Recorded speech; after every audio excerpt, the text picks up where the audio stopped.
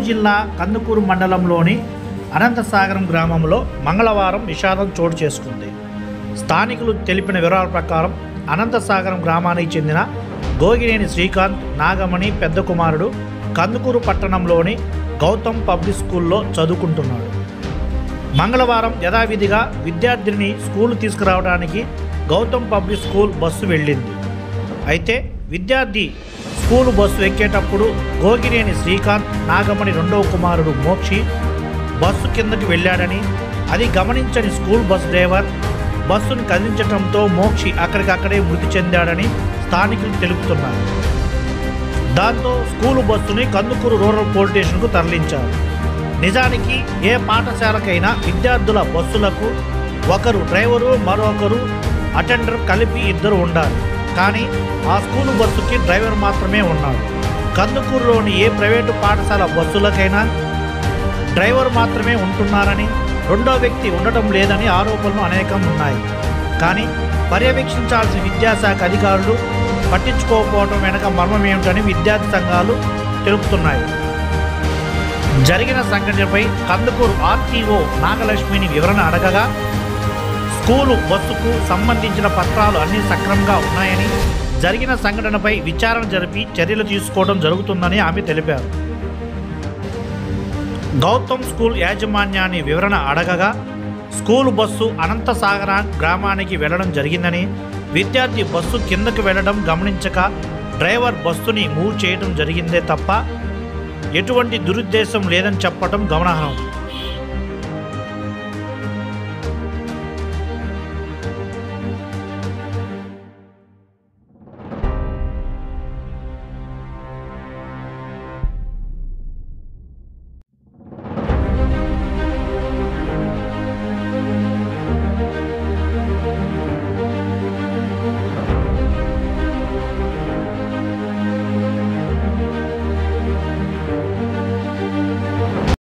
కొల్లగుంట అనే ఏరియాలో గౌతమ్ స్కూల్ అండి, గౌతమ్ పబ్లిక్ స్కూల్ బస్సుకి సంబంధించి ఒక చిన్న ఇన్సిడెంట్ అయితే జరిగింది.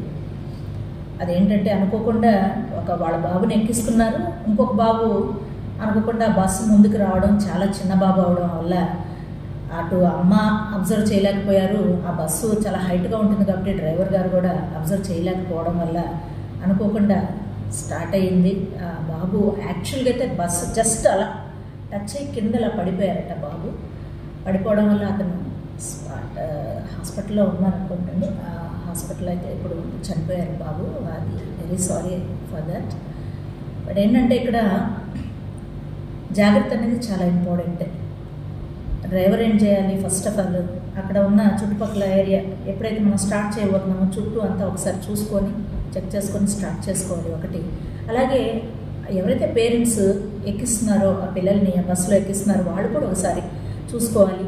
ఎక్కించేటప్పుడు అటెండర్ కూడా అన్నీ కరెక్ట్గా ఉందా లేదా, అందరూ ఎక్కారా లేదా, పక్కన ఏదన్నా ప్రాబ్లం ఉందా అనేది చూసుకొని స్టార్ట్ చేయాలండి. అది దురదృష్టకరంగా అలా జరిగిపోయాయి. అయితే ఆ బస్సుకు సంబంధించినటువంటి అయితే అన్నీ కూడా ఫోర్స్లోనే ఉన్నాయి. ఇక్కడ ఈ ఏరియాకి సంబంధించి సహజంగా అన్ని బస్సులు కూడా ఫిట్నెస్ అన్నీ పర్ఫెక్ట్గానే ఉంటున్నాయి. మా ఇన్స్పెక్టర్ గారు థరోగా చెక్ చేస్తూనే ఉన్నారు. మేము అవేర్నెస్ ప్రోగ్రామ్స్ కూడా ఎప్పటికప్పుడు క్రియేట్ చేస్తూ ఉంటాం. డ్రైవర్ సోదరులందరికీ కూడా ఎప్పుడు కూడా అవేర్నెస్ అంటే వాళ్ళు ఎప్పుడు కూడా డ్రైవింగ్ లైసెన్స్ పొంది, అర్హత గల డ్రైవింగ్ లైసెన్స్ పొంది ఉండాలి. అలాగే వాళ్ళ డ్రైవింగ్లో ఎటువంటి అపశృతులు దొరకకుండా ఉండాలంటే రోడ్ సేఫ్టీ ప్రికాషన్స్ అన్నీ కూడా తీసుకొని వాళ్ళు రూల్స్ అండ్ రెగ్యులేషన్స్ అన్నింటినీ తప్పనిసరిగా తూచా తప్పకుండా పాటించాలని మేము ఎప్పుడూ కూడా వాళ్ళందరికీ అవేర్నెస్ ఇస్తూనే ఉన్నాము. ఇది అనుకోకుండా జరిగిన ఒక దుర్ఘటన, దానికి మేమందరం చాలా విచారిస్తున్నాం. ఫర్దర్గా ఎలా జరగాలి ఏంటనేది మా పై అధికారులతో ఒకసారి మాట్లాడి మేము ప్రొసీడ్ అవుతాం. Thank you. తప్పనిసరిగా అండి ఒక స్కూల్ యాజమాన్యాలను అందరినీ కూడా ఒకసారి మీటింగ్కి పిలిపించేసేసి ఎవరైతే ఈ అటెండెన్స్ని మెయింటైన్ చేయట్లేదో వాళ్ళ మీద ఒక అంటే అవగాహన అయితే ఏర్పాటు చేసి అటెండెన్స్ని ఇమీడియట్లీ అటాచ్ చేయాలని చెప్పేసి నేను ఖచ్చితంగా వాళ్ళందరికీ అవేర్నెస్ ఇస్తాను.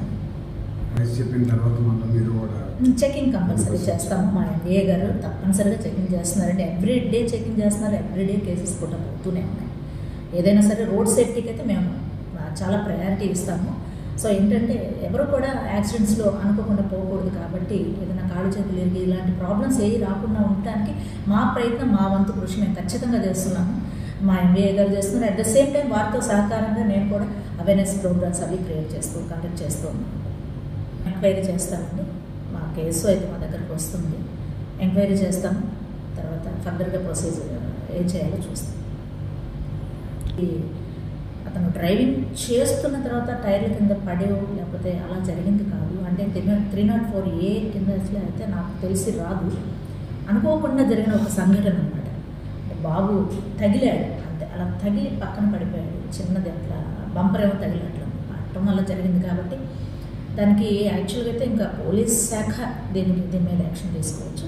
ఏదైనా ఫర్దర్గా లైసెన్స్ లేకపోతే మాత్రం ఆ యాక్షన్ అయితే మేము తీసుకుంటాం. చూసి దాన్ని బట్టి డిసైడ్ చేయాలి.